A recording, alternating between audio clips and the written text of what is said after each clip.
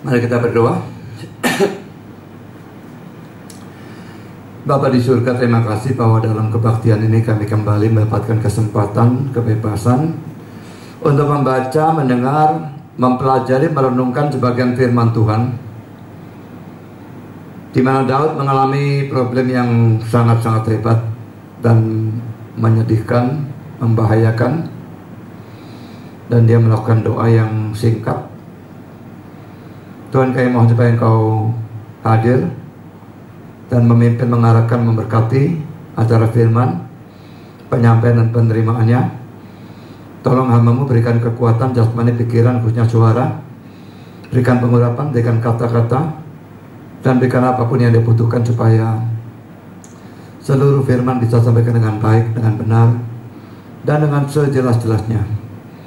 Lengkapi bungkus dengan kuasa dan perkasihan Roh-Mu, sehingga semua mendapat tempat yang baik dalam diri kami semua, tumbuh berbuah untuk kemuliaan nama Tuhan. Tolong kami semua dalam mendengar Tuhan, berikan hati yang terbuka, konsentrasi dari awal sampai akhir, terang cukupnya supaya kami bisa mengerti, tapi terutama Tuhan, ketundukan dan juga ingatkan kami kalau kami bisa mengerti pada waktu kami membutuhkan firman ini untuk dilaksanakan, supaya kami meniru teladan Daud. Karena doa yang singkat itu tetap punya kuasa yang hebat. Bukan tergantung doanya atau kami, tapi tergantung Engkau. Pimpin, arahkan, berkati, dan kuatkan menghadapi segala macam godaan serangan setan yang pasti tidak senang kami mendengar, dan diberkati dan dikuatkan, diarahkan oleh firman-Mu. Terima kasih Bapa, dalam nama Yesus kami berdoa. Amin.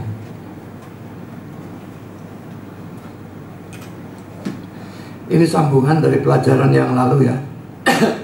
Ahitofel dan doa Daud. Kita membaca teksnya sekali lagi. Kali ini kita baca semuanya ya. 2 Samuel 15 kita baca mulai ayat 12 lalu loncat ke ayat 30 sampai 37. Ketika Absalom hendak mempersembahkan korban, disuruhnya datang Ahitofel orang Gilo itu, penasihat Daud dari Gilo kotanya. Demikianlah persepakatan gelap itu menjadi kuat, dan makin banyaklah rakyat yang memihak Absalom. 30, Daud mendaki Bukit Sion sambil menangis, kepalanya berselubung, dan ia berjalan dengan tidak berkasut. Juga seluruh rakyat yang bersama-sama dengan dia masing-masing berselubung kepalanya, dan mereka mendaki sambil menangis. Ketika kepada Daud dikabarkan demikian, Ahitofel ada di antara orang-orang yang bersepakat dengan Absalom. Maka berkatalah Daud, gagalkanlah kiranya nasihat Ahitofel itu, ya Tuhan. Ketika Daud sampai ke puncak, ke tempat orang sujud menyembah kepada Allah, maka datanglah Husai orang Arki, mendapatkan dia dengan jubah yang terkoyak dan dengan tanah di atas kepala. Berkatalah Daud kepadanya, jika engkau turut dengan aku, maka engkau menjadi beban kepadaku nanti. Tetapi jika engkau kembali ke kota dan berkata kepada Absalom, aku ini hambamu ya Raja, sejak dahulu aku hamba ayahmu, tetapi sekarang aku menjadi hambamu. Dengan demikian engkau dapat membatalkan nasihat Ahitofel demi aku. Bukankah Sadok dan Abiatar imam-imam itu ada bersama-sama engkau di sana? Jadi segala yang kau dengar dari dalam istana, haruslah kau beritahukan kepada Sadok dan Abiatar imam-imam itu. Ingatlah, di sana bersama-sama dengan mereka ada kedua anak mereka, Ahimaas anak Sadok dan Yonatan anak Abiatar. Dengan perantara mereka haruslah kamu kirimkan kepadaku segala hal yang kamu dengar. Dan tibalah Husai sahabat Daud di Yerusalem tepat pada waktu Absalom masuk ke kota itu. Kita lanjutkan dengan 2 Samuel 16 ayat 15 terus sampai pasal 17 ayat 23. Maka Absalom dan seluruh rakyat orang-orang Israel sampailah ke Yerusalem, dan Ahitofel ada bersama-sama dengan dia. Ketika Husai orang Arki sahabat Daud itu sampai kepada Absalom, berkatalah Husai kepada Absalom, hiduplah raja, hiduplah raja. Berkatalah Absalom kepada Husai, inikah kesetiaanmu kepada sahabatmu? Mengapa engkau tidak pergi menyertai sahabatmu itu? Lalu berkatalah Husai kepada Absalom, tidak, tetapi dia yang dipilih oleh Tuhan dan oleh rakyat ini, dan oleh setiap orang Israel. Dialah yang memiliki aku, dan bersama-sama dengan dialah aku akan tinggal. Lagi pula, kepada siapakah aku memperhambakan diri? Bukankah kepada anaknya, sebagaimana aku memperhambakan diri kepada ayahmu? Demikianlah aku memperhambakan diri kepadamu. Kemudian berkatalah Absalom kepada Ahitofel, berilah nasihat, apakah yang harus kita perbuat? Lalu jawab Ahitofel kepada Absalom, hampirilah gundik-gundik ayahmu yang ditinggalkannya untuk menunggu istana. Apabila seluruh Israel mendengar bahwa engkau telah membuat dirimu dibenci oleh ayahmu, maka segala orang yang menyertai engkau akan dikuatkan hatinya. Maka dibentangkanlah kemah bagi Absalom di atas totoh. Lalu Absalom menghampiri gundik-gundik ayahnya di depan mata seluruh Israel. Pada waktu itu, nasihat yang diberikan Ahitofel adalah sama dengan petunjuk yang dimintakan daripada Allah. Demikianlah dinilai setiap nasihat Ahitofel, baik oleh Daud maupun oleh Absalom. 17 ayat 1 sekarang. Berkatalah Ahitofel kepada Absalom, izinkanlah aku memilih 12.000 orang. Maka aku akan bersiap dan mengejar Daud pada malam ini juga. Aku akan mendatangi dia selagi ia lesu dan lemah semangatnya, dan mengejutkan dia. Seluruh rakyat yang ada bersama-sama dia akan melarikan diri, maka aku dapat menewaskan raja sendiri. Demikianlah aku akan membawa pulang seluruh rakyat itu kepadamu seperti seorang mempelai perempuan kembali pada suaminya. Jadi engkau mencari nyawa satu orang saja, sedang seluruh rakyat tetap selamat. Perkataan ini disetujui oleh Absalom dan oleh semua tua-tua Israel. Tetapi berkatalah Absalom, panggillah juga Husai, orang Arki itu, supaya kita mendengar apa yang hendak dikatakannya. Ketika Husai datang kepada Absalom, berkatalah Absalom kepadanya demikian, beginilah perkataan yang dikatakan Ahitofel, apakah kita turut nasihatnya? Jika tidak, katakanlah. Lalu berkatalah Husai kepada Absalom, nasihat yang diberikan Ahitofel kali ini tidak baik. Kata Husai pula, engkau tahu bahwa ayahmu dan orang-orangnya adalah pahlawan, dan mereka sakit hati seperti beruang yang kehilangan anak di padang. Lagi pula ayahmu adalah seorang prajurit sejati. Ia tidak akan membiarkan rakyat tidur. Tentulah ia sekarang bersembunyi dalam salah satu lubang atau di salah satu tempat. Apabila pada penyerangan pertama beberapa orang tewas dan ada orang mendengar hal itu, maka orang akan berkata, rakyat yang telah mengikuti Absalom sudah menderita kekalahan. Maka seorang gagah perkasa sekalipun yang hatinya seperti hati singa akan tawar hati sama sekali. Sebab seluruh Israel tahu bahwa ayahmu itu seorang pahlawan, dan orang-orang yang bersama-sama dia adalah orang gagah perkasa. Sebab itu menasihatkan, suruhlah seluruh Israel dari Dan sampai Beersheba berkumpul kepadamu seperti pasir di tepi laut banyaknya, dan kau sendiri juga harus turut bertempur. Apabila kita mendatangi dia di salah satu tempat di mana ia terdapat, maka kita akan menyergapnya seperti embun jatuh ke bumi, sehingga tidak ada yang lolos baik dia maupun orang-orang yang menyertainya. Dan jika ia mengundurkan diri ke suatu kota, maka seluruh Israel akan mengikat kota itu dengan tali, dan kita akan menyeretnya sampai ke sungai, hingga batu kecil pun tidak terdapat lagi di sana. Lalu berkatalah Absalom dan setiap orang Israel, nasihat Husai orang Arki itu lebih baik daripada nasihat Ahitofel. Sebab Tuhan telah memutuskan bahwa nasihat Ahitofel yang baik itu digagalkan, dengan maksud supaya Tuhan mendatangkan celaka kepada Absalom. Sesudah itu berkatalah Husai kepada Zadok dan kepada Abiatar imam-imam itu, ini dan itu dinasihatkan Ahitofel kepada Absalom dan kepada para tua-tua Israel. Tetapi ini dan itu ku nasihatkan. Oleh sebab itu suruhlah dengan segera memberitahukan kepada Daud demikian, pada malam ini janganlah bermalam di tempat-tempat penyeberangan ke padang gurun, tapi menyeberanglah dengan segera, supaya jangan raja dan seluruh rakyat yang bersama-sama dia itu ditelan habis. Yonatan dan Ahimaaz menunggu di En Rogel, dan setiap kali ada seorang budak perempuan yang datang membawa kabar kepada mereka, dan mereka pun langsung memberitahu Raja Daud, sebab mereka tidak boleh dilihat memasuki kota. Tetapi seorang anak melihat mereka lalu memberitahu Absalom. Jadi pergilah keduanya dengan segera, dan sampailah mereka ke rumah seorang di Bahurim yang mempunyai sumur di halamannya. Maka turunlah mereka ke dalamnya. Kemudian perempuan itu mengambil kain tudungan, membentangkannya di atas mulut sumur itu, dan menaburkan beli-beli gandum di atasnya sehingga tidak kelihatan apa-apa. Sampailah orang-orang Absalom ke rumah perempuan itu di rumahnya, lalu bertanya, di manakah Ahimaaz dan Yonatan? Jawab perempuan itu pada mereka, mereka telah menyeberangi sungai itu. Kemudian mereka mencari tetapi tidak mendapatnya. Lalu pulanglah mereka ke Yerusalem. Setelah orang-orang itu pergi, keluarlah keduanya dari sumur, lalu pergi memberitahu Raja Daud. Kata mereka kepada Daud, bersiaplah dan seberangilah dengan segera sungai ini, sebab ini dan itu dinasihatkan Ahitofel terhadap kamu. Lalu bersiaplah Daud dan seluruh rakyat yang bersama-sama dengan dia, dan mereka menyeberangi sungai Yordan. Pada waktu fajar tidak ada seorang pun yang ketinggalan yang tidak menyeberangi sungai Yordan. Ketika dilihat Ahitofel bahwa nasihatnya tidak dipedulikan, dipasangnyalah pelana keledainya. Lalu berangkatlah ia ke rumahnya, ke kotanya. Ia mengatur urusan rumah tangganya, kemudian menggantung diri. Demikianlah ia mati. Lalu ia dikuburkan dalam kuburan ayahnya. Saudara, pada kali yang lalu, kajian pertama, kita sudah melihat bahwa pada waktu Ahitofel itu pindah posisi mengkhianati Daud dan pro pada Absalom, maka Daud itu menaikkan satu doa yang singkat, gagalkanlah nasihat Ahitofel. Ya, sangat singkat, hanya beberapa detik. Dan sekarang kita lihat sudah ya, dalam session ini, bagaimana jawaban Tuhan atas doa yang begitu singkat. Apakah Tuhan tidak gubres karena aduh terlalu singkat kamu ngomongnya lah? Sama sekali tidak.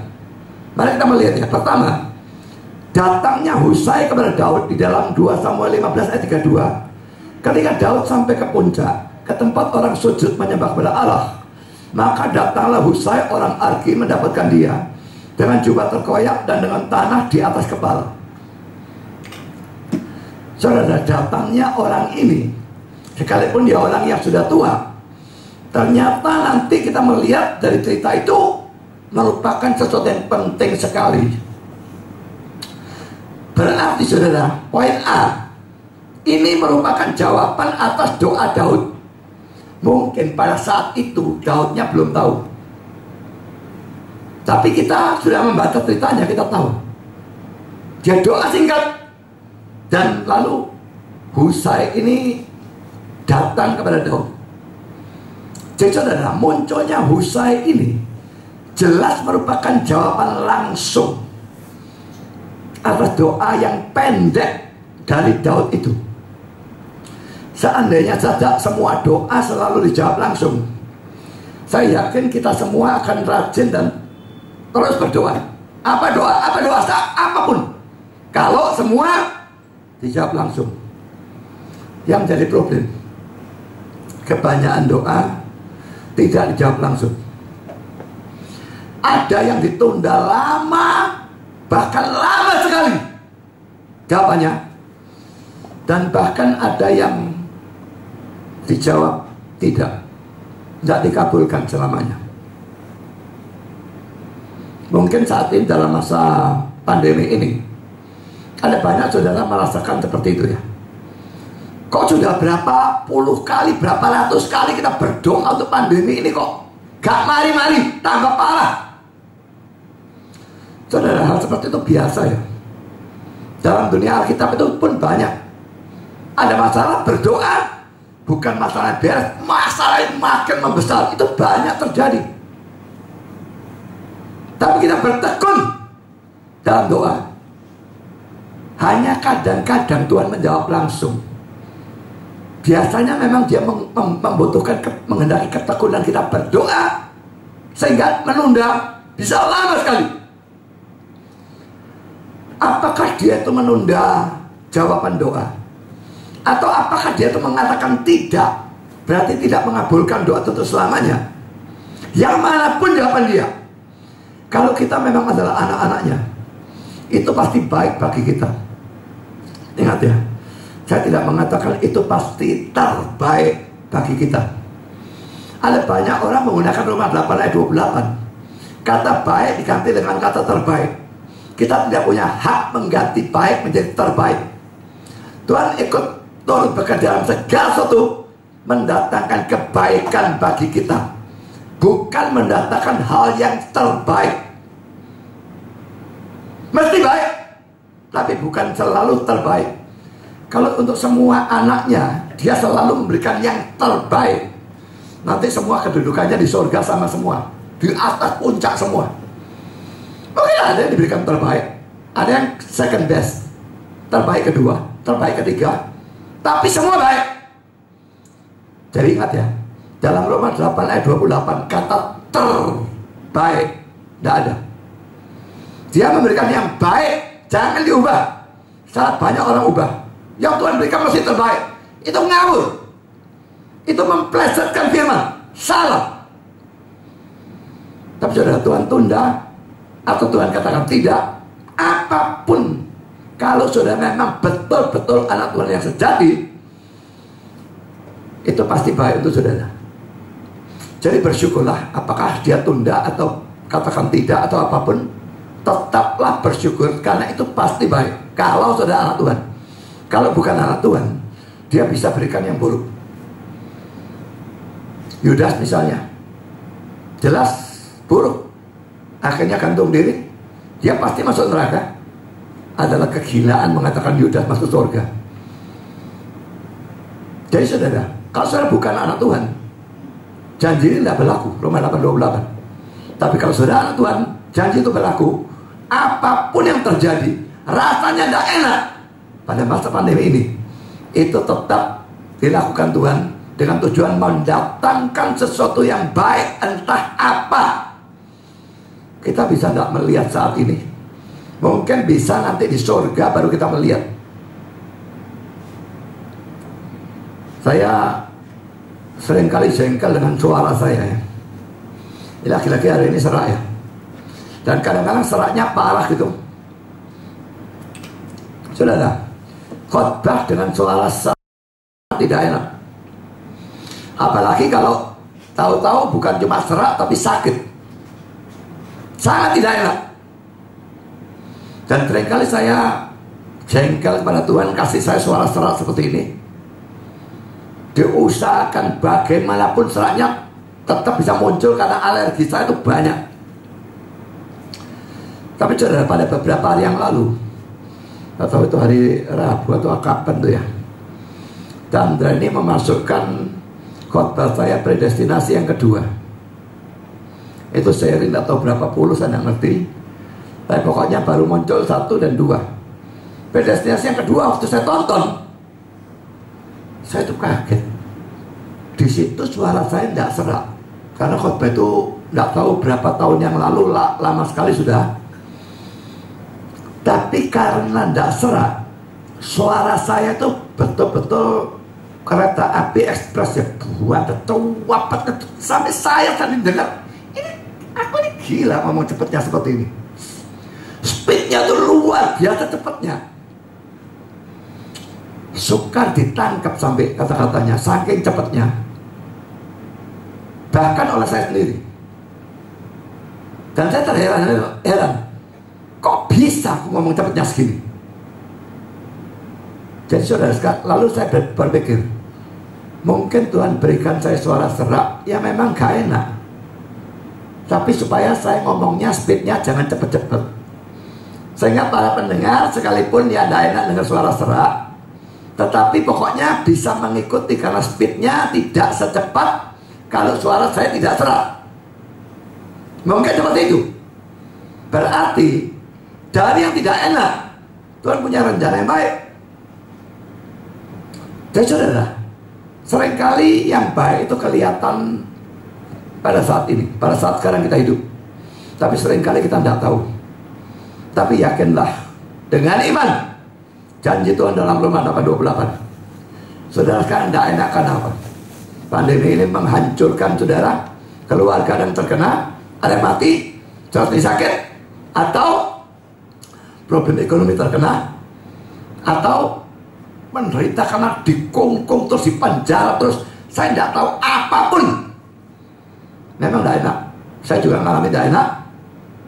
Tapi saudara, Tuhan pasti merencanakan untuk kebaikan kita. Itu apa? Kita bisa tidak tahu, tapi itu pasti. Sekarang kita masuk poin kedua. Usaha Daud melalui Husai. Husai datang, lalu Daud pikir, wah ini kesempatan. Ya, kita lihat dalam pasal 15 ayat 33-34. Berkatalah Daud kepadanya, jika engkau turut dengan aku, maka engkau menjadi beban kepadaku nanti.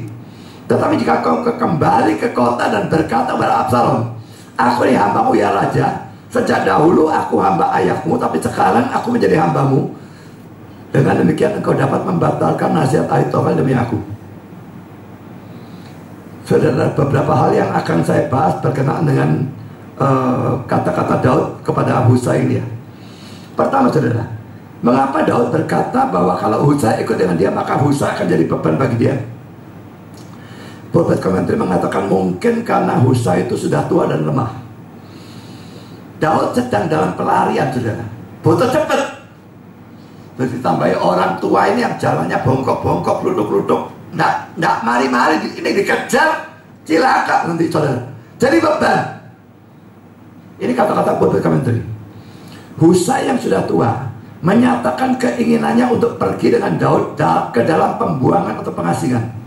Tetapi Daud mengusulkan bahwa ia bisa menyumbangkan pelayanan yang baik kepadanya dengan kembali ke kota dan hidup sebagai pelayan Absalom. Dan Daud menasihatinya untuk bertindak bersama-sama atau secara harmonis dengan Sadok dan Abiatar. So, kadang-kadang kita tuh seringkali kayak Husai yang nggak tahu diri. Kalau mau pelayanan, mau melakukan pelayanan, untuk mana kita nggak cocok, malah merugikan. Husai ini kalau ikut Daud merugikan seluruh kelompok karena memperlambat semua. Bisa-bisa masih ngusung dia, memperlambat. Dan bagusnya Daud berani menolak. Terang-terangan, kamu ikut, kamu jadi beban. Jadi aku usulkan kamu lakukan ini, kembali ke sana dan sebagainya. So, sebetulnya seorang hamba Tuhan atau bahkan orang Kristen biasa, kalau kita melihat ada orang yang salah pelayanan, misalnya jadi chairman tapi dia tidak cocok jadi chairman, jadi guru sekolah minggu tapi dia tidak cocok jadi guru sekolah minggu, jadi pendeta, pengkhotbah, khotbahnya amburadul tidak karu-karuan, jadi apapun yang dia tidak cocok, saudara, sebaiknya terang-terangan ngomong, saudara, kamu tidak cocok untuk ini. Mungkin lebih baik pelayanan yang itu. Dan kalau kita dinasihati seperti itu, kita memang mesti mikir, belum tentu omongan dia benar. Tapi kalau omongan dia benar, maka mengapa tidak dituruti?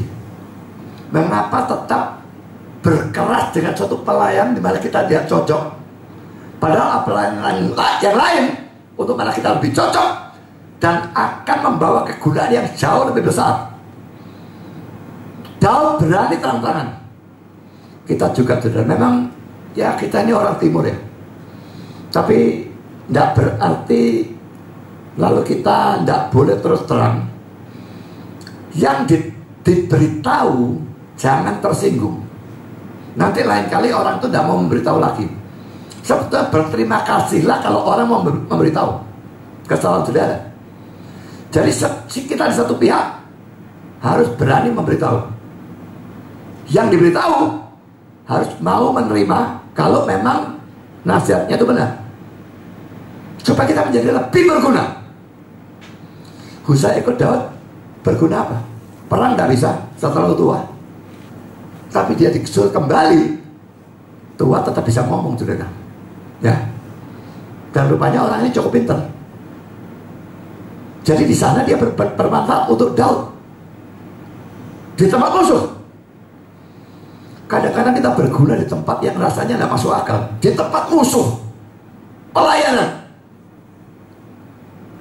Malah di Daud kan bersama Daud, enggak. Malah di Daud di tempat Absalom. Tapi itu terjadi. Sekarang poin kedua, dari sudut tertentu, apa yang Daud lakukan di sini, menyuruh Husai kembali dan sebagainya ya, adalah sesuatu yang bagus. Bagusnya apa saudara? Dia sudah berdoa, doa yang singkat itu ya. Sekarang dia tetap juga berusaha. Saudara, tidak cukup kita hanya berdoa saja atau berusaha saja. Kita berdoa supaya tidak kena COVID, tapi kita harus berusaha supaya kita tidak kena COVID. Doa saja, tidak berusaha, itu kurang ajar. Sebaliknya, kita berusaha mati-matian, tidak pernah doa minta perlindungan Tuhan, salah lagi. Selalu ada celah. Jadi berdoa dan berusaha dalam hal apapun, dalam pelayanan, dalam kehidupan, dalam membangun keluarga, dalam urusan pekerjaan, berdoa dan bekerja selalu harus bersama-sama. Pulpit Commentary berkata demikian. Kombinasi dari kepercayaan kepada Allah dan tindakan di antara manusia ini merupakan ciri dari semua kehidupan agama yang benar. Saudara, dua hal tidak boleh dipisahkan, berdoa dan berusaha. Ya, jadi saudara, lakukan keduanya dan coba perhatikan segi-segi mana dalam kehidupan saudara, di mana saudara melakukan cuma salah satu atau tidak kedua-duanya.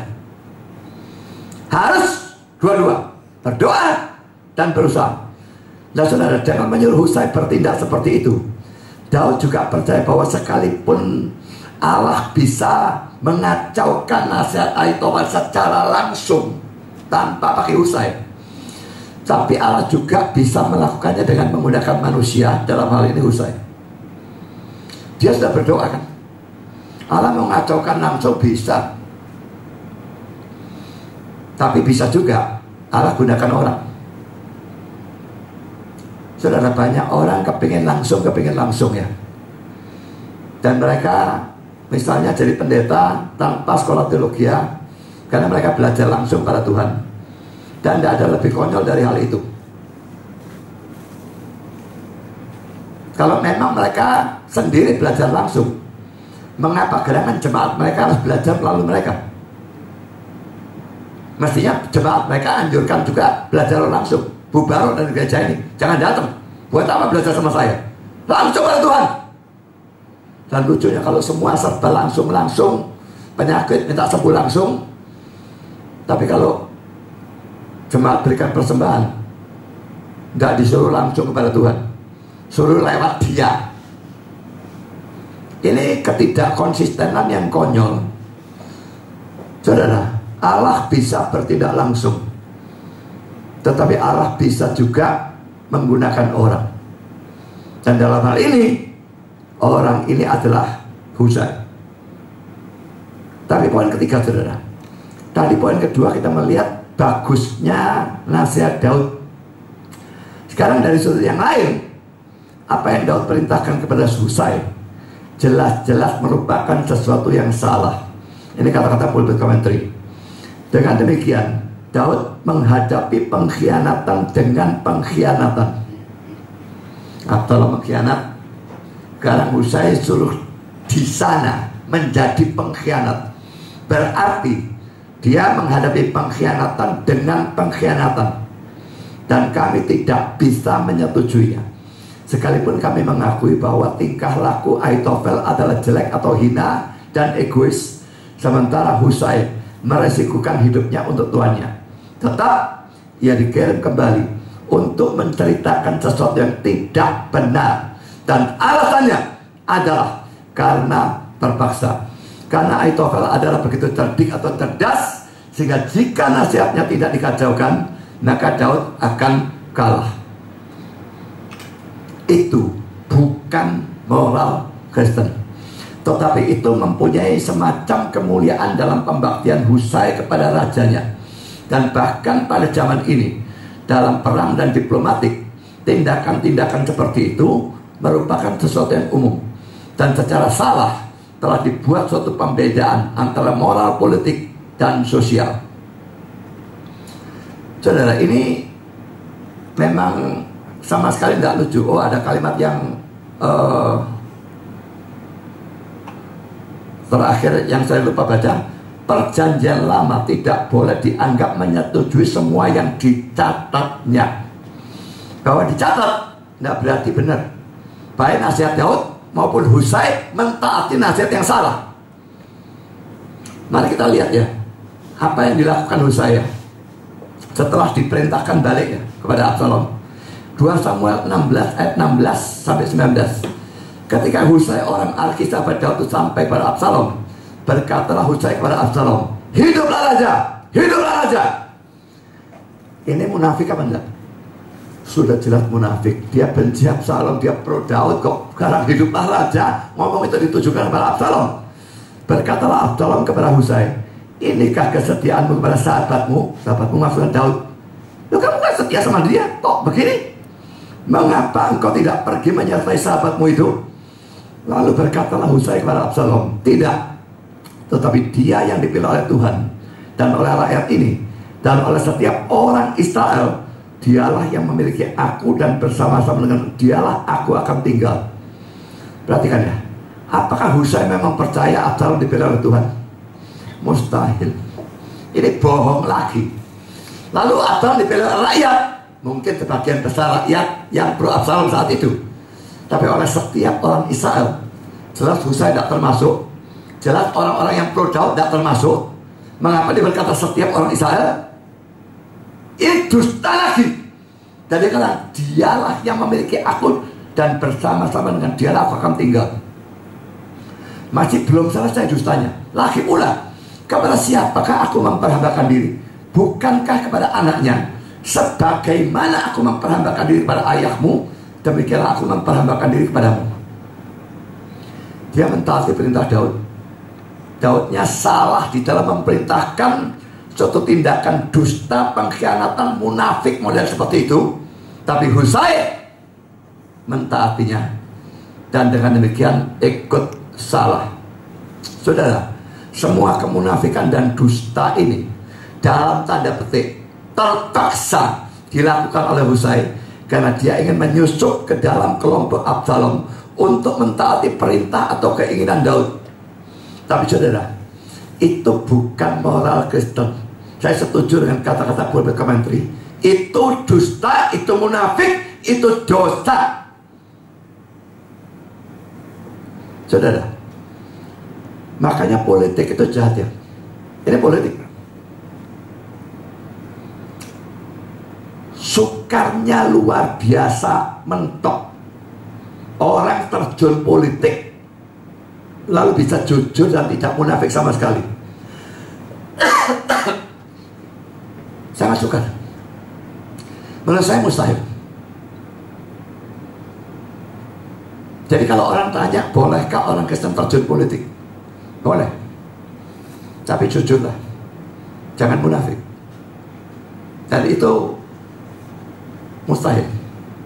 Ya kalau politik bawah-bawah mungkin bisa. Tapi yang tingkat atas, apalagi dalam urusan pemilu dan sebagainya, malah bisa tidak pakai dusta segala macam, tidak pakai munafik-munafikan, merangkul partai ini padahal partainya buruk. Tapi kalau tidak dirangkul, tidak bisa menang. Yang buruk dirangkul, dijanjikan jabatan ini, jabatan itu. Ini pemerintahan apa? Tahu orangnya tidak karu-karuan, tetap dijanjikan kok, dan dipenuhi, dikasih. Tapi itulah politik. Dan saudara, saya tidak mau tahu urusan perang atau politik. Spy seperti James Bond begitu, mana bisa terhindar dari dusta, munafik dan segala macam yang tidak karu-karuan? Tidak mungkin. Orang Kristen memang tidak bisa. Mau seperti itu, ya sudah, dia masih jatuh, tidak bisa tidak. Sekarang saudara, kalau Husai itu jelas-jelas memang salah, bagaimana dengan Sadok dan Abiatar yang adalah imam-imam? Beberapa komentar berkata demikian. Sadok dan Abiatar tidak bisa dikedam secara sama. Mereka dikenal sebagai teman-teman Daud, dan bahkan pergi dengan dia sambil membawa tabut perjanjian.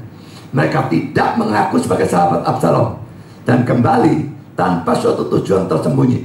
Mereka mencari perlindungan bukan pada akal bulus atau tipu muslihat, tetapi pada jabatan atau tugas mereka yang kudus. Saya berikan catatan ya tentang Sadok dan Abiatar. Ceritanya ada dalam pasal 15 ayat 22 sampai dengan 29. Mari kita lihat ya. Lalu berkatalah Daud kepada Itai, jika demikian berjalan lewat. Kemudian lewatlah Itai orang Gad itu bersama-sama dengan semua orangnya dan semua anak yang menyertai dia. Seluruh negeri menangis dengan suara keras ketika seluruh rakyat berjalan lewat. Raja menyeberangi sungai Kidron dan seluruh rakyat berjalan ke arah padang gurun. Dan lihat, juga Sadok ada di sana beserta semua orang Lewi pengangkat tabut perjanjian Allah. Mereka meletakkan tabut Allah itu. Juga Abiatar ikut datang sampai seluruh rakyat dari kota selesai menyeberang. Lalu berkatalah raja pada Sadok, bawalah tabut Allah itu kembali ke kota. Jika aku mendapat kasih karunia di mata Tuhan, maka ia akan mengizinkan aku kembali sehingga aku akan melihatnya lagi, juga tempat kediamannya. Tetapi jika ia berfirman begini, aku tidak berkenan kepadamu, maka aku bersedia. Jadi Tuhan mau kembalikan dia atau enggak, Daudnya pasrah, ya, aku bersedia. Biarlah dilakukannya kepadaku apa yang baik di matanya. Lalu berkatalah raja pada Sadok imam itu, jadi engkau dan Abiatar pulanglah ke kota dengan selamat beserta anakmu masing-masing, yakni Ahimaas anakmu dan Yonatan anak Abiatar. Ketahuilah, aku akan menanti di dekat tempat-tempat penyeberangan ke padang gurun sampai ada kabar dari kamu untuk memberitahu aku. Lalu Sadok dan Abiatar membawa tabut kembali ke Yerusalem dan tinggallah mereka di sana. Saudara, setuju dengan pulpit commentary atau tidak bahwa Sadok dan Abiatar tidak salah? Menurut saya, kita tidak bisa menentukan, karena Alkitabnya tidak menceritakan waktu Sadok dan Abiatar ketemu Absalom, dia ngomong apa. Kalau dari yang diceritakan ini tidak kelihatan salah, mereka cuma kembali. Tapi ngomong apa? Rasanya mesti Absalom nanya kan, kenapa kamu kok kembali? Rasanya kok tidak terhindar dari dusta. Tapi karena tidak dicatat, ya kita tidak tahu. Jadi tentang Sadok dan Abiatar, saya tidak berani secara positif mengatakan mereka tidak salah. Bagaimanapun mereka pro Daud. Sekarang sikap mereka sebetulnya pro Absalom. Kembali kepada tugas. Apakah hanya pada tugas? Tidak. Mereka jadi spy juga di sana, jadi mata-mata di sana. Jadi sebetulnya sangat sukar terhindar. Ada sedikit atau banyak di mana mereka tidak terlalu beda dengan Husai. Tidak separah Husai mungkin, tapi bebas sama sekali belum tentu juga. Jadi saudara, kita seharusnya jujur dan tulus dan bukan dusta dan munafik sama sekali. Tidak gampang, sangat tidak gampang, saudara. Hanya persoalan sederhana saja ya. Saya pergi rumahnya orang, disuguhi makanan, makanannya tidak enak. Kalau ditanya sama yang memberi, dan dia yang masak juga, gimana, enak? Ayo ngomong apa? Ada berapa dari saudara yang berani ngomong dengan jujur, dengan tulus? Saya kira kebanyakan orang timur, oh enak-enak, barang sugui lagi sak baskom suruh ngentek no. Benar saudara, ngentek no makanan yang tidak enak. Memang kita tidak harus berkata tidak enak, belanda kudu muntah aku. Tidak usah ngomong begitulah, terlalu menyakiti dia. Mengatakan kok tidak terlalu cocok ya sama lidahku ya, itu sudah cukup ya, dengan cara halus. Tapi tetap itu bukan dusta, tetap itu jujur. Saudara, jujur dan tidak munafik itu luar biasa sukar, sangat sukar. Tapi saudara belajar untuk hal itu. Kalau saudara terbiasa dusta, terbiasa munafik, belajarlah untuk jujur dan tulus dalam sikon apapun. Nanti kalau cerita tadi yang panjang kita lanjutkan, wah ada dusta lagi tuh, disembunyikan di dalam tempat apa itu, dikatakan sudah pergi dan sebagainya, dusta lagi. Seperti Rahab menyembunyikan mata-mata Israel, juga dusta lagi. Tetap itu salah. Itu kalau jujur ya mati. Mati itu di tangan Tuhan, bukan di mulut kita jujur atau tidak. Tuhan bisa menjaga orang yang tetap hidup kalau dia mau. Tuhan tidak butuh dusta kita.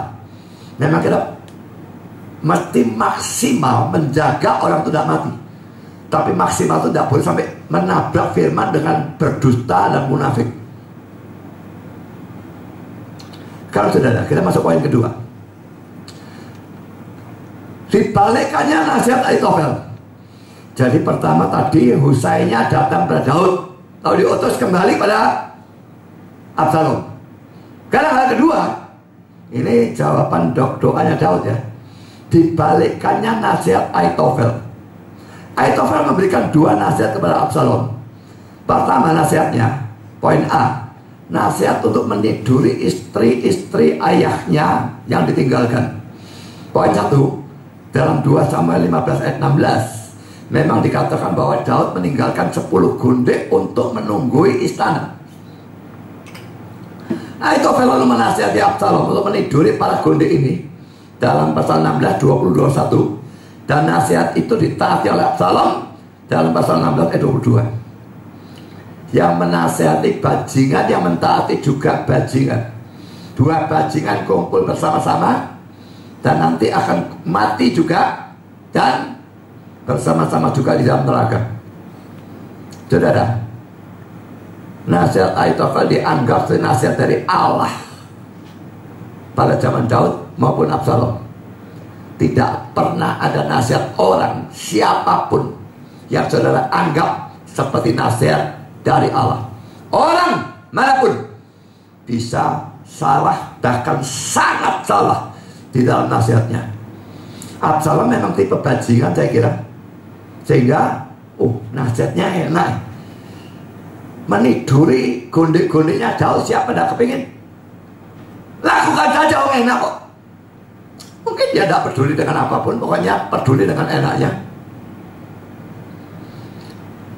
Sekarang poin kedua, ini merupakan nasihat yang sangat terkutuk.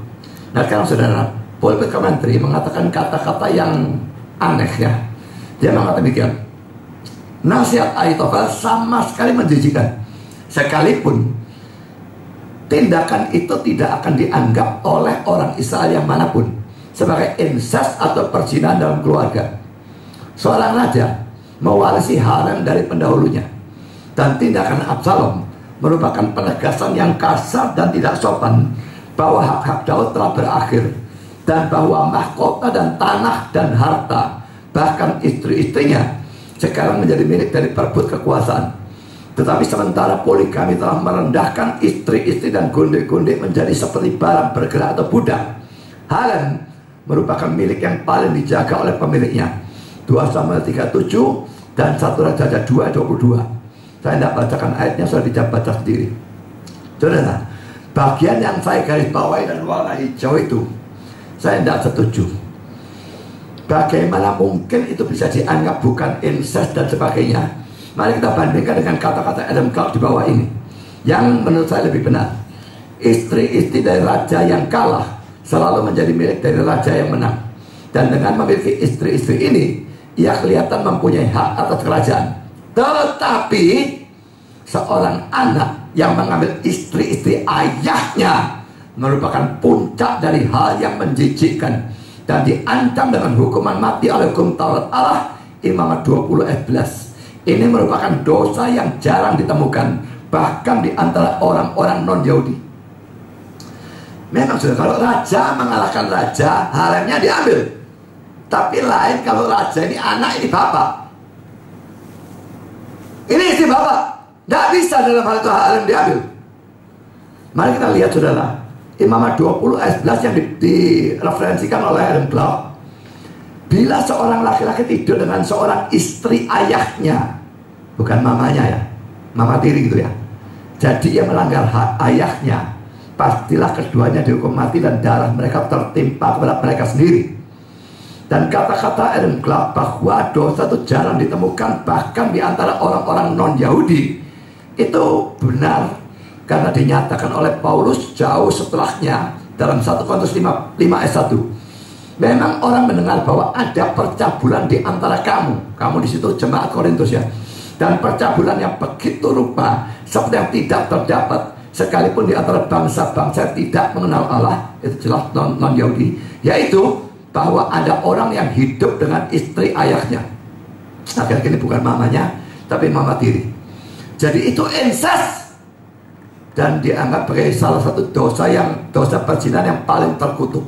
Mungkin selain pedofilia, incest, lalu zoofilia dengan binatang, itu kelompokkan doa-doa yang dosa-dosa yang sangat-sangat terkutuk dalam kalangan non-Yahudi pun jarang terdengar dilakukan oleh orang-orang yang Kristen pada zamannya Paulus dan dilakukan oleh Absalom. Bagaimana pulpit komentari bisa mengatakan itu bukan incest? Itu jelas-jelas adalah incest. Dilakukan dahulu sekali Ruben dengan Bilha, bundik dari Yakub, bapaknya. Sekarang poin ketiga, apa maksud Ahitofel dengan nasihat ini? Surat Ahitofel itu menunjukkan bukan kepandaian ya di sini ya. Juga mungkin tidak tepat kalau disebut kecerdikan. Cerdik itu positif, tapi ini negatif. Ya, pintar yang negatif, kelicikannya yang luar biasa itu kelihatan dalam nasihat ini. Licik bagaimana? Mari kita lihat kata-kata Albert Bonja. Mengambil harem merupakan tindakan yang paling jelas atau nyata dari raja. Lihat 1 Raja-Raja 2 ayat 22. Itu juga merupakan tindakan yang paling menyakitkan dan penghinaan terbesar yang bisa dilakukan. Tindakan seperti itu dari pihak Absalom menyebabkan perdamaian tidak dimungkinkan. Damai antara Absalom dengan Daud itu tidak mungkin lagi dengan adanya tindakan itu. Telah ditemukan motivasi lebih lanjut dari nasihat ini, yaitu keinginan Ahitofel untuk membuat Daud merasakan pahitnya cawan yang ia minumkan kepada orang-orang lain, dalam kurung Uria dan keluarga Bathsheba, dan menerima ukuran yang ia pakai untuk mengukur. Saudara, kita lihat sekarang 1 Raja-Raja 2 ayat 22. Karena ini butuh dilihat konteksnya, maka saya baca 1 Raja-Raja 2 itu mulai ayat 12 sampai dengan ayat 25. Salomo duduk di atas tahta Daud ayahnya, ya, Daudnya mati, Salomo menggantikan ya, dan kerajaannya sangat kokoh. Pada suatu hari Adonia, ini anaknya Daud yang lebih tua dari Salomo, anak Hagit, masuk menghadap Bathsheba ibu Salomo. Lalu perempuan itu berkata, apakah engkau datang dengan maksud damai? Jawabnya, ya, damai. Kemudian katanya, ada sesuatu yang hendak aku katakan kepadamu. Jawab perempuan itu, katakanlah. Lalu katanya, engkau sendiri tahu bahwa akulah yang berhak atas kedudukan raja. Padahal ini sebetulnya omong kosong, karena ada anak Daud yang lebih tua lagi daripada dia sebetulnya, ya. Dan bahwa seluruh Israel mengharapkan supaya aku menjadi raja, ini omong kosong lagi. Tapi sebaliknya, kedudukan raja jatuh pada adikku, sebab dari Tuhanlah ia mendapatnya. Ini benar. Dan sekarang, satu permintaan saja aku sampaikan kepadamu, janganlah tolak permintaanku. Jawab perempuan itu kepadanya, katakanlah.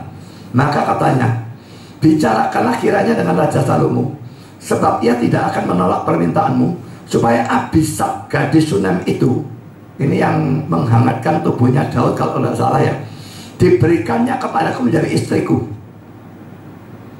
Boleh dikatakan itu gondik atau istri dari Daud, diminta jadi istri dia. Jawab Bathsheba, baik, aku akan membicarakan hal itu untuk engkau dengan raja. Bathshebanya terlalu polos, dia tidak ngerti Adonia itu maunya apa, ya. Jadi dia menyanggupi. Lalu ayat 19, Bathsheba masuk menghadap Raja Salomo untuk membicarakan hal itu untuk Adonia. Lalu bangkitlah raja mendapatkannya serta tunduk menyembah kepadanya. Kemudian duduklah ia di atas tahtanya, dan ia menyuruh meletakkan kursi untuk bunda raja. Lalu perempuan itu duduk di sebelah kanannya. Berkatalah perempuan itu, suatu permintaan kecil saja yang kusampaikan kepadamu, janganlah tolak permintaanku. Jawab raja padanya, mintalah ya ibu, sebab aku tidak akan menolak permintaanmu. Kata perempuan itu, biarlah Abishag gadis Sunem itu diberikan kepada kakakmu Adonia menjadi istrinya. Salomo langsung nangkep apa maunya si Adonia minta Abishag itu. Jadi dia lalu berkata demikian, tetapi Raja Salomo menjawab ibunya, mengapa engkau meminta hanya Abishag gadis Sunem itu untuk Adonia? Minta jugalah untuknya kedudukan raja. Istri ayahnya diminta itu sama dengan minta kedudukan raja. Bukankah dia saudaraku yang lebih tua, dan di pihaknya ada Imam Abiatar dan Yoab anak Zeruya? Lalu bersumpahlah Raja Salomo demi Tuhan, bagilah kiranya Allah menghukum aku, Bahkan lebih daripada itu, jika Adonia tidak membayarkan nyawanya dengan permintaan ini dianggap kudeta, dianggap mau jadi raja, buang dia, hukuman mati. Oleh sebab itu demi Tuhan yang hidup, yang menegakkan aku dan mendudukkan aku di atas tahta Daud ayahku, dan yang membuat bagiku suatu keluarga seperti yang dijanjikannya, pada hari ini juga Adonia harus dibunuh. Lalu Raja Salomo menyerahkan hal itu kepada Benaya bin Yoyada. Orang ini memancung dia sehingga mati. Jadi saudara, harem itu sangat dipelihara, sangat dijaga. Tidak bisa harem diminta, berarti dia meminta kedudukan raja. Sekarang bentuk komentar lagi saudara. Kekriminalannya terlihat bukan hanya satu, persetujuannya dan dorongannya itu memberontak terhadap otoritas raja, tetapi juga dalam dua, nasihatnya yang tak sesuai dengan hukum dan yang tak tahu malu terhadap kehormatan Daud. Pasal 16, 21, 22, dengan mana ia berusaha supaya perdamaian dan kompromi tidak dimungkinkan dalam pandangan semua, dan untuk memuaskan pembalasannya dengan cara yang paling efektif dan penuh arti. Jadi saudara, bagaimanapun setianya si Ahitofel dengan si Absalom ini kepada si Absalom ini ya, pada waktu dia memberikan nasihat ini sebetulnya tidak ada kebaikan apapun untuk Absalom. Di sini kita perlu tahu, orang ini bisa mengkhianati Daud, sudah pasti dia bisa juga mengkhianati Absalom. Saudara, jangan mau dekat dengan pengkhianat. Orang itu mengkhianati siapapun, sedekat dengan dia. Suatu kali pada waktu kesempatan ada, dia mengkhianati saudara. Saat ini dia mengkhianati sana, dan dia pro saudara. Wah, kelihatan baik. Tapi kalau dia mengkhianati sana, dia memang punya jiwa pengkhianat. Dan sangat mungkin satu saat dia mengkhianati saudara. Orang bisa munafik terhadap orang sana, bisa dusta terhadap orang sana. Jangan senang-senang, oh sama aku dia baik kok. Iya, saat ini pada waktu ada kesempatan, kalau dia sudah biasa dusta dan munafik pada orang lain, dia juga akan melakukan hal yang sama kepada saudara. Jadi sini sama sekali tidak ada kebaikan apapun.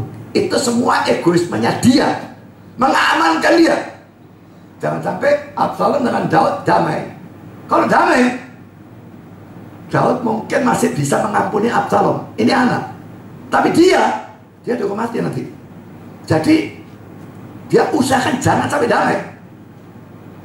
Dan sekaligus ini balas dendam kepada Daud.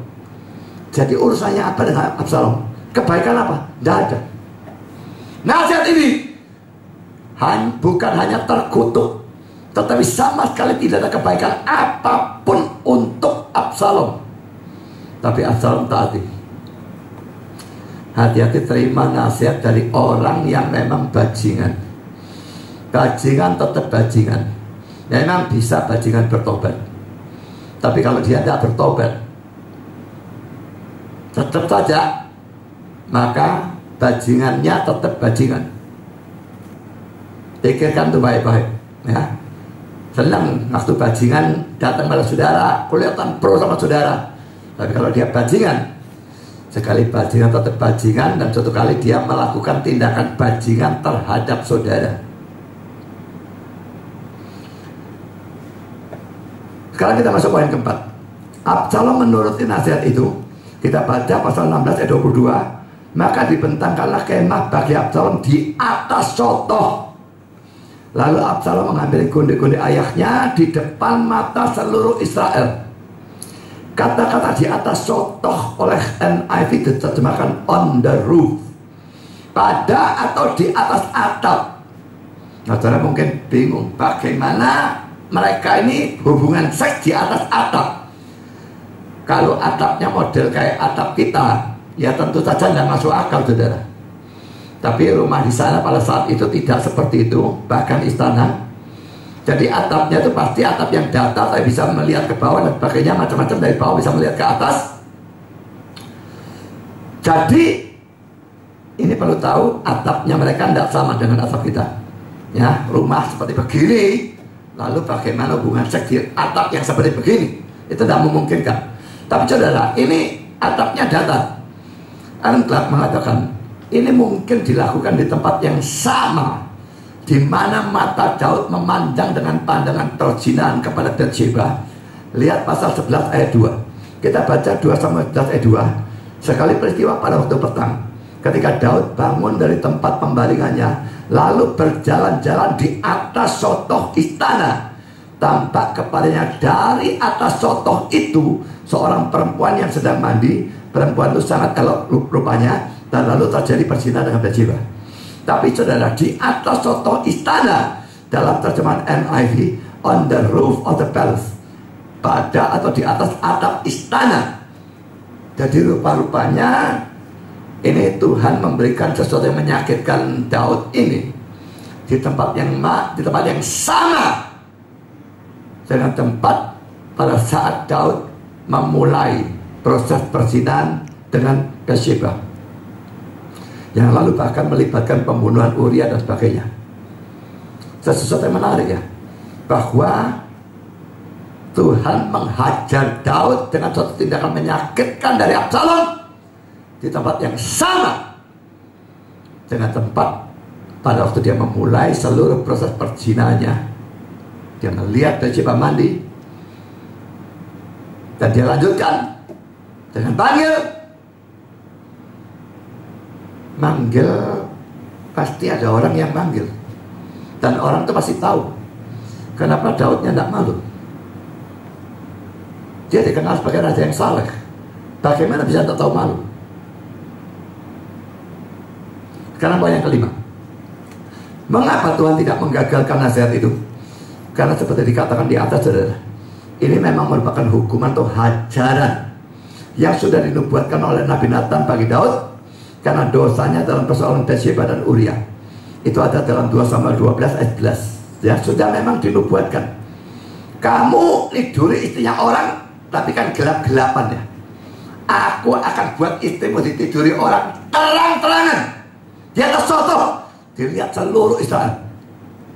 Semua orang bisa lihat. Karena poin B, nasihat selanjutnya, saudara. Jadi ini nasihat Ahitofel ya. Yang pertama, suruh Absalom niduri istri Daud. Yang kedua, menyerbu Daud malam itu juga. Kita baca pasal 17 ayat 3. Berkatalah Ahitofel kepada Absalom, izinkanlah aku memilih 12.000 orang, maka aku akan bersiap dan mengejar Daud pada malam ini juga. Aku akan mendatangi dia selagi ia lesu dan lemah semangatnya, dan mengejutkan dia. Seluruh rakyat yang ada bersama-sama dengan dia akan melarikan diri, maka aku dapat menewaskan raja sendiri. Demikianlah aku akan membawa pulang seluruh rakyat itu kepadamu, seperti seorang mempelai perempuan kembali pada suaminya. Jadi engkau mencari nyawa satu orang saja, sedang seluruh rakyat tetap selamat. Saudara, pertama ya, ada beberapa hal yang ingin saya bahas. Pertama, inti dari nasihat ini adalah malam ini juga berarti Daudnya tidak boleh diberi kesempatan untuk pulih atau menyusun kekuatan kembali. Pemberontakan baru terjadi, mereka melarikan diri, sedang katakanlah kayak shock begitu ya, kejutan yang luar biasa, anaknya sendiri sakit hati dan sebagainya, sedang lemah secara jiwa, secara mental, capek, tidak teratur juga mungkin pasukannya karena lari. Jadi mumpung dalam keadaan seperti itu, jangan kasih kesempatan untuk pulih atau menyusun kesempatan kembali. Malam itu juga dia mau ambil 12.000 orang, kejar. Dia pikir semua akan lari, bunuh Daudnya sendiri, bawa semua kembali, yang mati cuma satu orang. Intinya tidak diberi kesempatan pulih, lakukan secepatnya. Dan memang sebetulnya ini nasihat yang sangat bagus. Nah, sekarang poin yang kedua. Nasihat itu disetujui oleh Absalom dan semua tua-tua. Kita baca pasal 17 ayat 4. Perkataan ini disetujui oleh Absalom dan oleh semua tua-tua Israel. Mereka sudah setuju sebetulnya, ya. Tapi saudara, kalau mereka betul-betul melaksanakan, Daudnya mati, saudara. Tapi bukan rencana Tuhan Daudnya mati pada saat itu. Maka Tuhan pasti ikut bekerja memang. Kalau kita lihat poin ketiga, maka terjadi hal ini. Absalom tetap menganggap perlu untuk mendengar pandangan Husai dalam ayat 5 dan ayat 6 pasal 17. Tapi berkatalah Absalom, panggillah juga Husai orang Arki itu, supaya kita mendengar apa yang tidak dikatakannya. Ketika Husai datang berabsalom, berkatalah Absalom padanya demikian, pergilah perkataan yang dikatakan Ahitofel. Apakah kita turut nasihatnya? Jika tidak, katakanlah. Saudara, ini aneh bin ajaib. Mengapa aneh?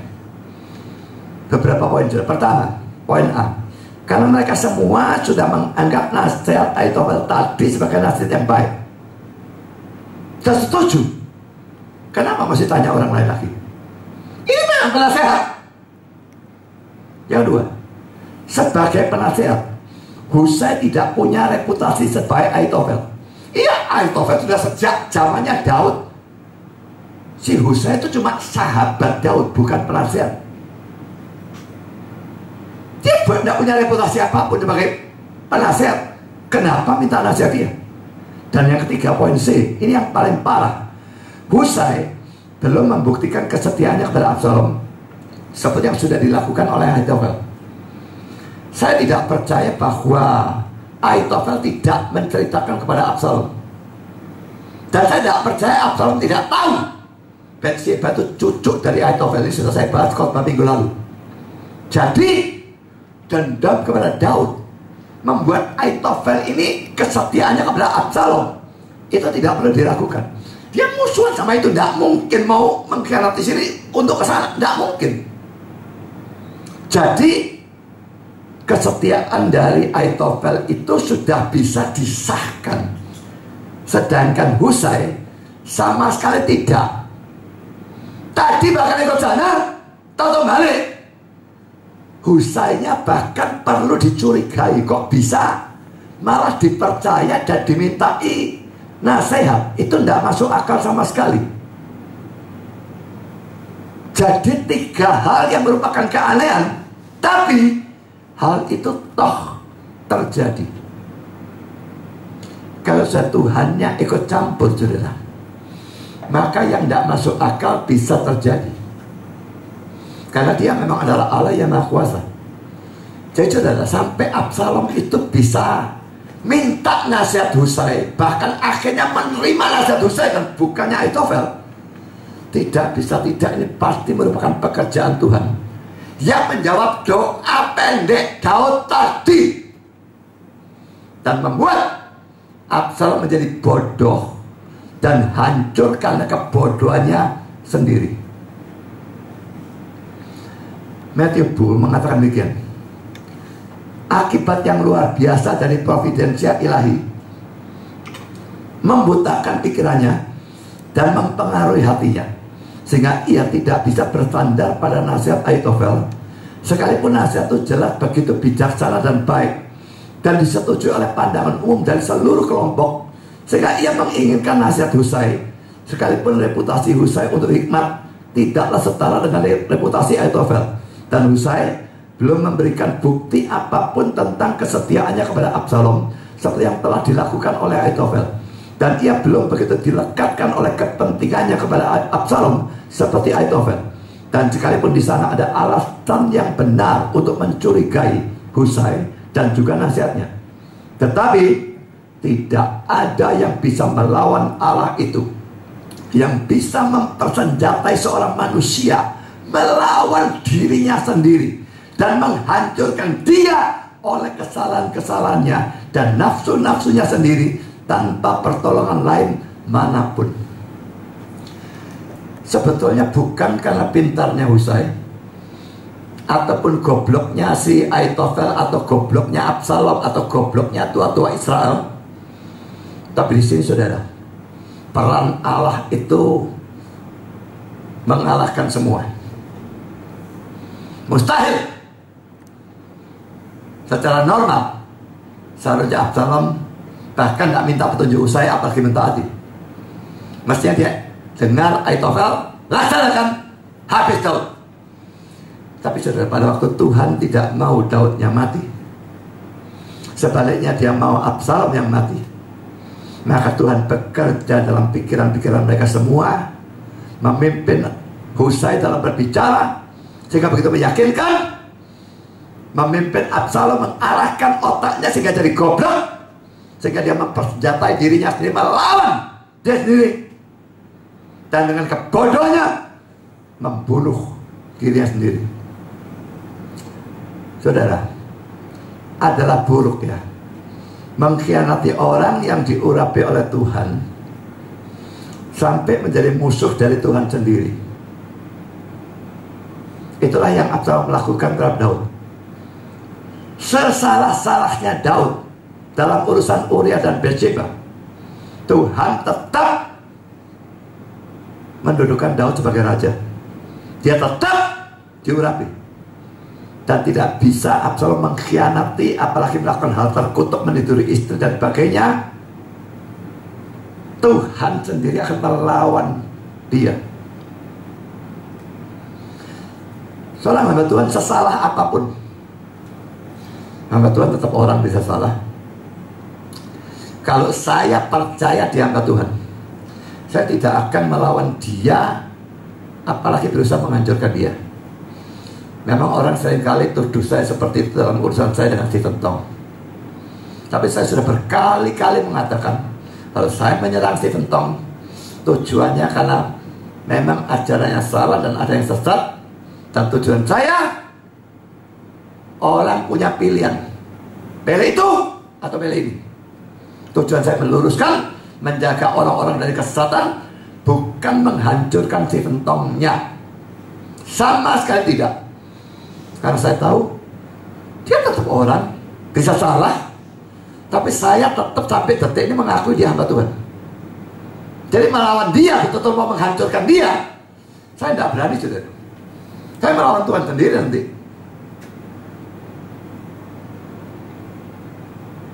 Ada orang-orang yang bersikap seperti itu pada saya, kepingin menghancurkan saya. Boleh, kalau saudara anggap saya bukan hamba Tuhan. Tapi kalau saudara anggap saya tetap hamba Tuhan, biarpun ada kesalahan bagaimanapun, jangan macam-macam mau menghancurkan saya. Saudara akan mengalami apa yang Tuhan lakukan kepada Absalom.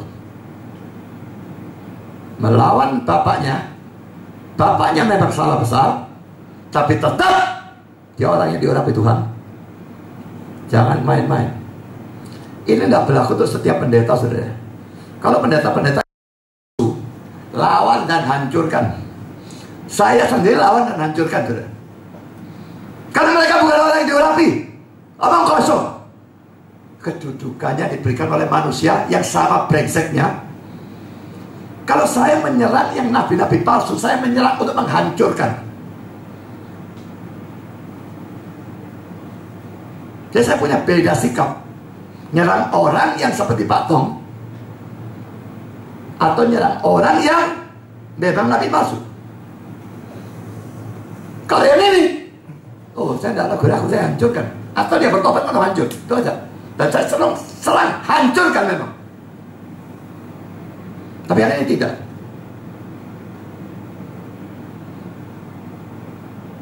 Jangan main-main terhadap hamba Tuhan. Tapi ingat, itu harus hamba Tuhan yang sungguh-sungguh hamba Tuhan. Yang nabi palsu, itu hamba setan. Tugas kita menghancurkan. Karena poin keempat, pandangan dan nasihat Husai dalam pasal 17 ayat 7 sampai dengan 13. Lalu berkatalah Husai kepada Absalom, nasihat yang diberikan Ahitofel kali ini tidak baik. Ini cukup taktis dia ngomong. Biasanya baik, kali ini tidak baik. Kata Husai pula, engkau tahu bahwa ayahmu dan orang-orangnya adalah pahlawan, dan bahwa mereka sakit hati seperti beruang yang kehilangan anak di padang. Lagi pula ayahmu adalah seorang prajurit sejati. Ia tidak akan membiarkan rakyat tidur. Tentulah ia sekarang bersembunyi dalam salah satu lubang atau salah satu tempat.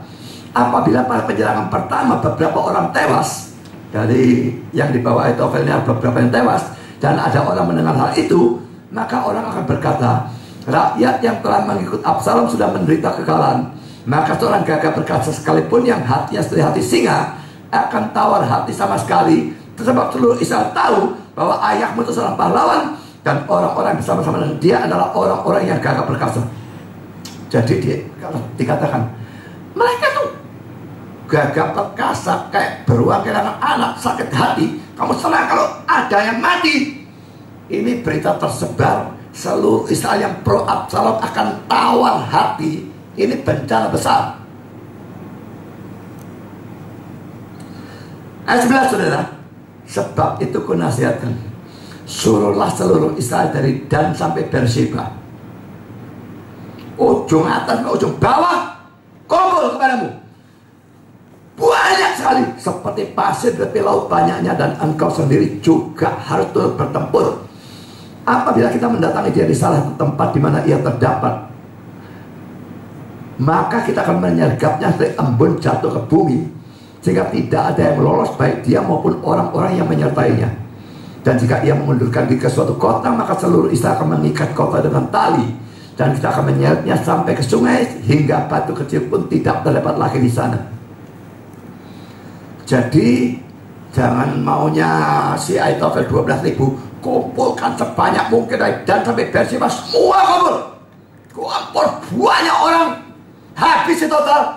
Bukan cuma Daudnya, tapi semua pengikutnya dia.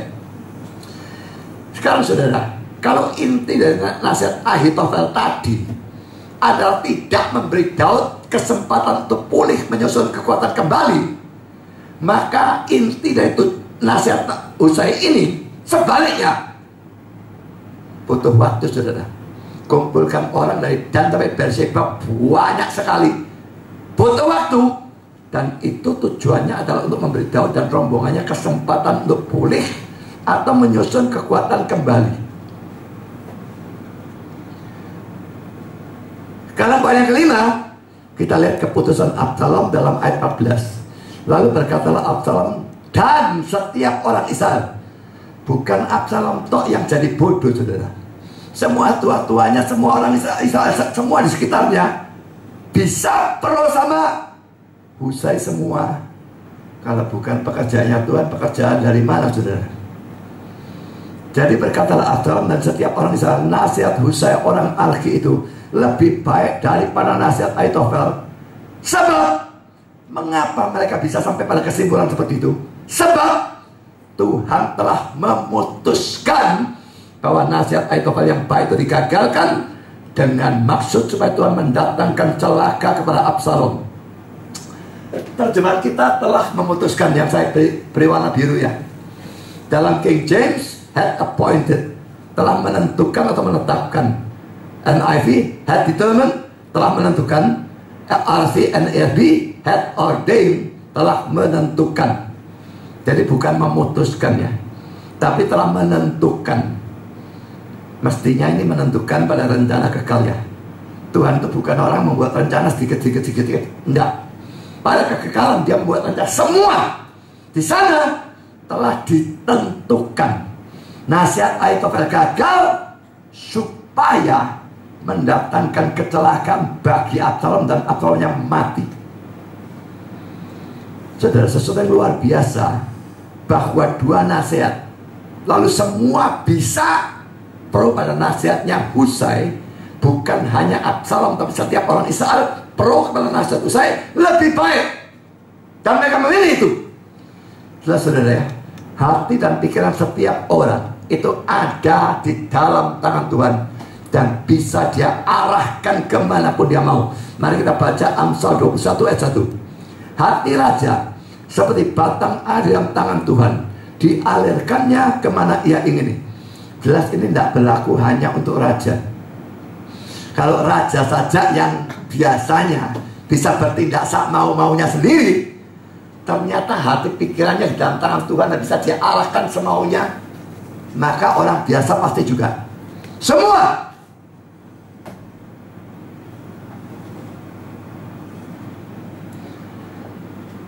Sekarang dunia sedang panas. China dan Amerika di tangan siapa perang nuklir itu terjadi? Di tangan Presiden Amerika Biden dan Presiden China, Xi atau siapapun namanya. Seolah-olah begitu ya. Kalau tidak mereka ACC pencet tombol nuklir, tidak bakal bisa nuklirnya diluncurkan. Seakan-akan nasib seluruh dunia di tangan dua orang itu. Mungkin sampai Putin, presidennya Rusia. Tapi apakah memang di tangan mereka? Celaka sudah kalau nyawa dari seluruh dunia di tangan 3 orang itu. Seolah-olah di tangan 3 orang itu. Dan mungkin pemimpin-pemimpin dari Inggris, Perancis, India, manapun negara punya senjata nuklir. Tapi ingat saudara, semua mereka, pikirannya, hatinya di tangan Tuhan. Mereka tidak akan ACC kecuali Tuhan menghendaki hal itu. Jadi nasib seluruh dunia di tangan Tuhan, bukan di tangan penggede yang manapun dari negara manapun. Saudara, seperti dalam Absalom ini diarahkan oleh Tuhan ke arah yang bodoh, sehingga membunuh dia sendiri. Kalau saudara sudah melawan Tuhan, maka ini sesuatu yang seringkali Tuhan lakukan terhadap musuh-musuh yang terang-terangan melawan dia. Paul Commentary mengutip kata-kata seorang yang bernama Euripides. Pada waktu Allah merencanakan kesialan untuk manusia, pertama-tama ia mencabut atau menghilangkan akalnya. Kalau seorang sudah melakukan tindakan bodoh terus-menerus, maka itu tanda-tanda ya, gejala gitu ya, menunjukkan dia merencanakan kesialan untuk manusia. Contoh yang menyolok di dalam Alkitab adalah kasus Firaun pada zaman Musa.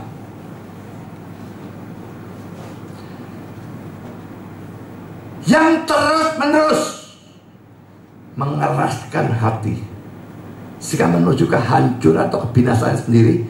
Keluaran pasal 5 sampai dengan pasal 14.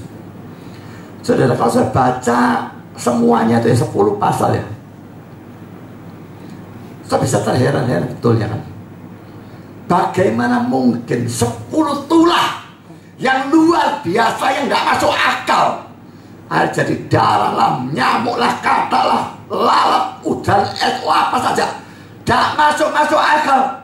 Sampai terakhir kematian anak sulung dari semua manusia maupun hewan. Bagaimana mungkin 10 tulah itu masih belum cukup untuk menyadarkan dia dari kebodohannya dalam melawan Tuhan? Seakan-akan cukup setelah tulah ke-10 dilepaskan. Tapi setelah lepas, keras lagi, kejar. Kembali kepada kebodohannya semula. Kelihatan sudah bertobat, balik goblok lagi, melawan Tuhan lagi, kejar. Dan kali itu di Laut Merah atau Laut Teberau, Tuhan habisi mereka. Kalau Tuhan memang mau hancurkan orang, itu yang seringkali dia lakukan. Berikan kebodohan demi kebodohan. Orang itu melakukan kebodohan terus berturut-turut sampai dia dihancurkan. Saya berikan contoh-contoh yang lainnya. Ulangan 2 ayat yang ke-30. Ini sebetulnya raja ini ya, cuma orang Israel permisi mau lewat daerah dia, tidak mau apa-apa betulnya. Tapi dia bersikap bermusuhan. Tetapi Sihon Raja Hesbon tidak mau memberi kita berjalan melalui daerahnya, karena tidak mau, akhirnya jadi perang. Dan dia malah dibunuh. Sebab apa dia kok tidak mau memberi izin berjalan? Cuma jalan toh. Kenapa tidak boleh? Sebab Tuhan Allahmu membuat dia keras kepala dan tegar hati, dengan maksud menyerahkan dia ke dalam tanganmu, seperti yang terjadi sekarang ini. Kelihatannya ini tindakan aktif dari Tuhan ya. Tapi saudara, bahasa Alkitab tindakan aktif itu cuma menunjukkan bahwa Allah merencanakan hal itu. Tapi dalam proses terjadinya, Allah cuma bekerja secara pasif.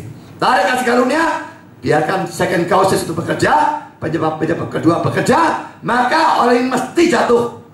dia masih jadi keras kepala, tegar hati, tidak beri izin, perang, dia dibunuh. Contoh yang lain, saudara. 1 Samuel 2 ayat 22 dan 25. Imam Eli punya 2 anak yang biadab, Hofni dan Pinehas. Ini ceritanya di sini. Eli telah sangat tua apabila didengarnya segala sesuatu yang dilakukan anak-anaknya terhadap semua orang Israel, dan bahwa mereka itu tidur dengan perempuan-perempuan yang melayani di depan pintu kemah pertemuan. Berkatalah ia kepada mereka, mengapa kamu melakukan hal-hal yang begitu, sehingga ku dengar dari segala bangsa ini tentang perbuatan-perbuatanmu yang jahat itu. Janganlah begitu anak-anakku, bukan kabar baik yang ku dengar itu, bahwa kamu menyebabkan umat Tuhan melakukan pelanggaran. Jika seseorang berdosa terhadap seorang yang lain, maka Allah yang akan mengadili. Tapi jika seseorang berdosa terhadap Tuhan, siapa akan menjadi perantara baginya?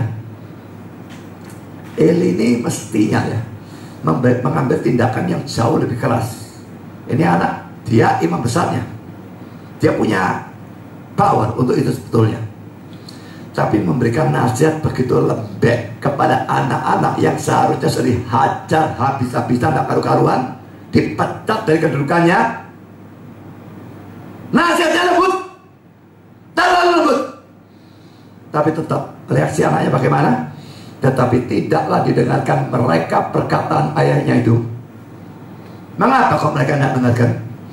Sebab Tuhan hendak mematikan mereka. Hofni dan Pinehas dicabut akal sehatnya, dikasih kebodohan, nasihat yang baik, lembut, ditolak. Kenapa? Tuhan ingin membunuh mereka.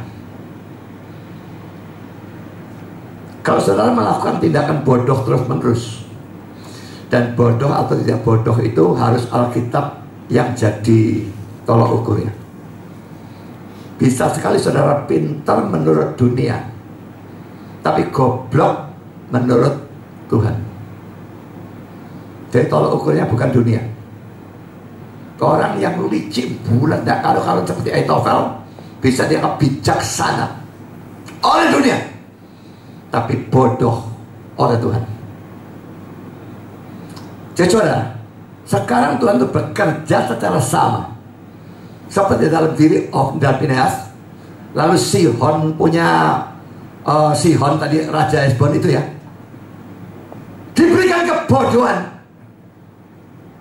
untuk membunuh orang-orang itu, dan dalam hal ini untuk membunuh Absalom.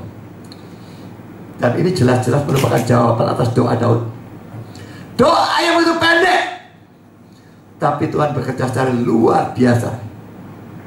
Jangan remehkan doa yang pendek, saudara. Sekarang poin yang ke-6. Dibalikkannya nasihat Ahitofel ini menyebabkan Ahitofel bunuh diri dalam pasal 17 ayat 23.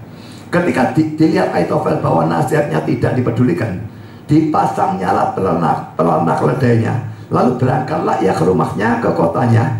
Ia mengatur urusan rumah tangganya, kemudian menggantung diri. Demikianlah ia mati, lalu ia dikuburkan dalam kuburan ayahnya. Saudara, kalau saudara baca sepintas lalu, kan aneh ya. Cuma nasihatnya ditolak. Kenapa dia lalu bunuh diri? Ahitofel bunuh diri pasti ada alasan tertentu yang cukup kuat.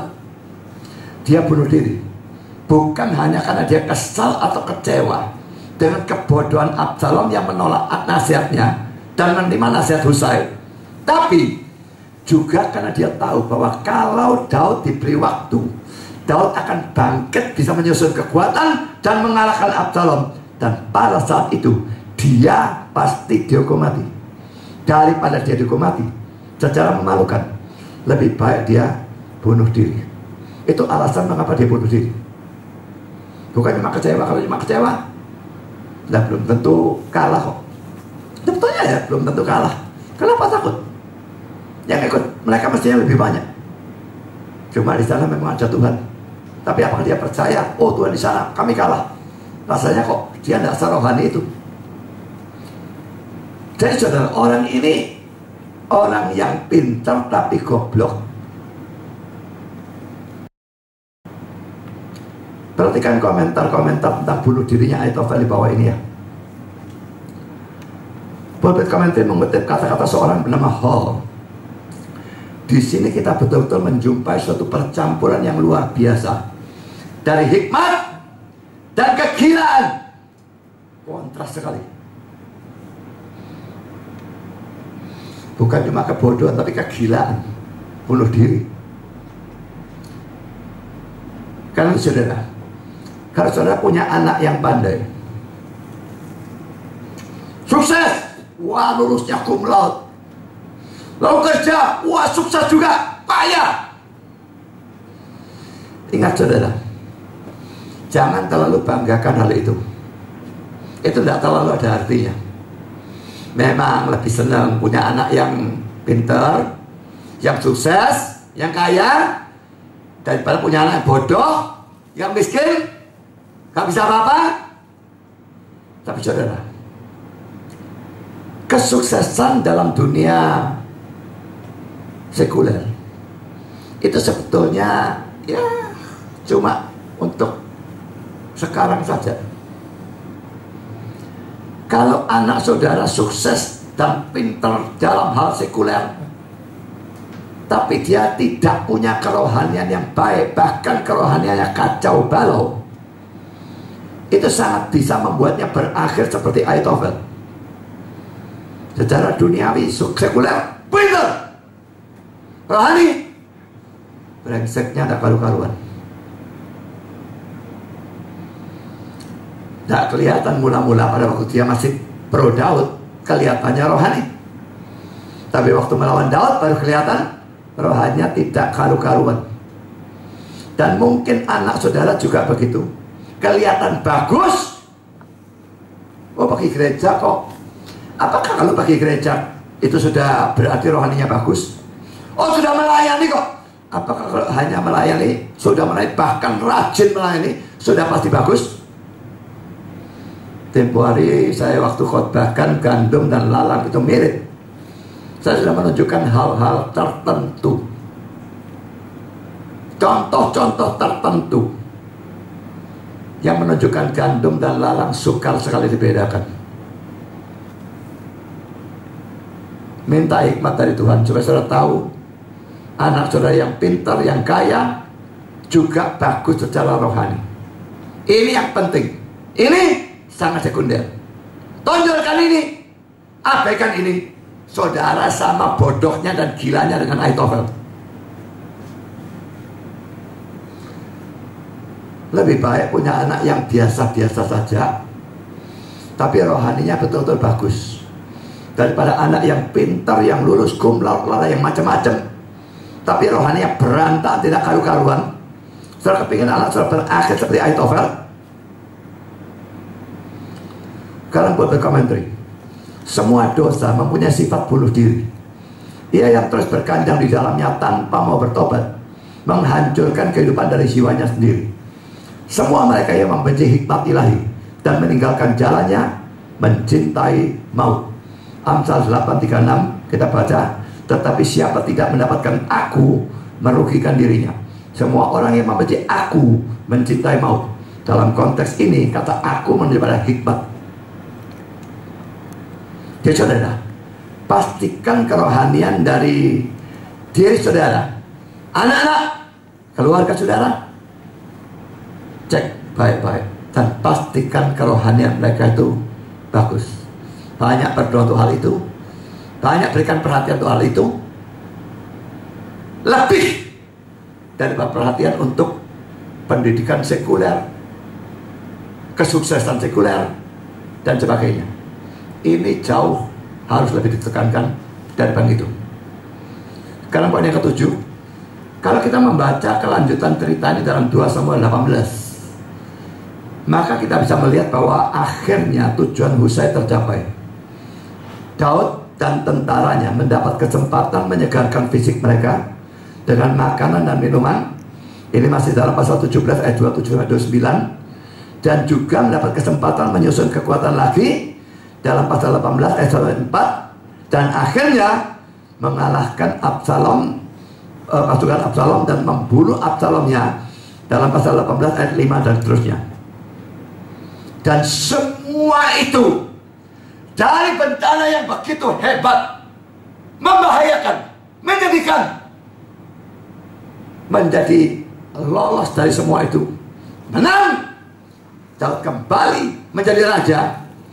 Semua itu disebabkan hanya karena doa yang pendek dari Daud, yang memang dipedulikan oleh Allah, didengar oleh Allah, dikabulkan oleh Allah. Saudara, betapapun jeleknya dan menyedihkannya keadaan saudara saat ini, khususnya dalam urusan pandemi ini, apakah dalam urusan penyakit keluarga saudara yang kena, atau dalam urusan ekonomi saudara hancur berantakan, atau dalam urusan rohani atau apapun, saya bisa mengharapkan Tuhan. Kalau bisa doa panjang, doalah panjang. Pada saat-saat dimana tidak memungkinkan doa panjang, doa yang pendek, Tuhan tolong aku. Apakah Tuhan tidak tahu apa yang saudara inginkan Dia tolong? Dalam hal apa Dia inginkan, saudara inginkan Dia tolong? Apakah Dia tidak tahu? Saudara perlu jelaskan panjang lebar. Dia tahu. Doa pendek. Kalau bisa, doa panjang. Tapi tidak bisa, doa pendek. Kita cuma lihat melalui khotbah lalu dan khotbah hari ini. Problem yang luar biasa besarnya, hancur lebur semuanya, terselesaikan dengan beres, hanya karena satu doa yang pendek. Maukah saudara berdoa? Kalau bisa panjang, nggak bisa, pendek pun cukup, karena semua tergantung Tuhan kita yang Maha Kuasa. Tuhan memberkati saudara. Amin.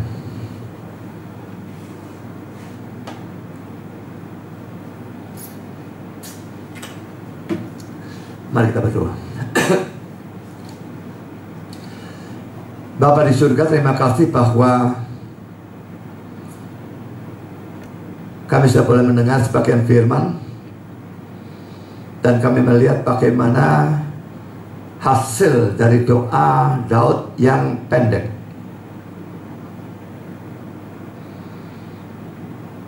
Ialah pada saat-saat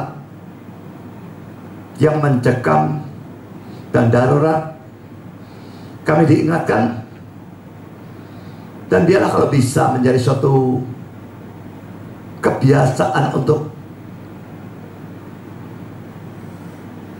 dalam keadaan terdesak, kami tetap diingatkan dan semacam gerak refleks menaikkan doa yang singkat kepada Tuhan.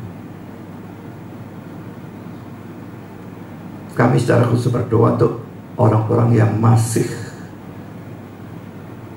mengalami penderitaan gara-gara COVID, apakah karena penyakit itu sendiri atau problem ekonomi dan sebagainya.